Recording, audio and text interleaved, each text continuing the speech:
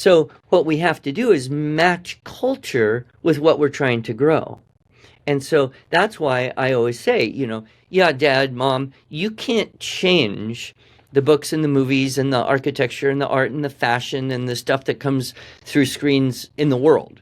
You have no control over that, but you have a lot of control over what comes into your home and what's coming through the screens and out of the speakers and is on the walls and in the refrigerator and in the closets of your own home.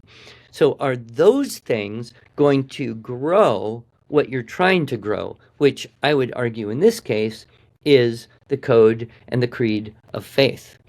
And so that definition of culture is where we really need to hold. And 300 years ago, there was no market for pornography, right? Sure, it existed on the fringe, but it wasn't like a billion users of Pornhub, right? Why? Because most people valued the Judeo-Christian identity that they believe that there's a God and he created us and there's moral laws, and if we strive to follow those laws and obey Christ and sacrifice for Christ and for others, then we would be benefited. And as a society, that's where everybody lived and thought.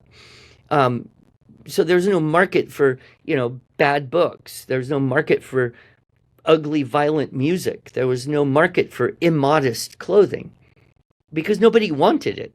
And so you had to eliminate God, as we discussed already has happened, by bringing in atheistic, Darwinist, anti-anthropology, right?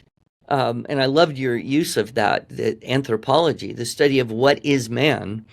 We had to change all that before we could capitalize on these ugly, wrong, evil things that degrade the human soul.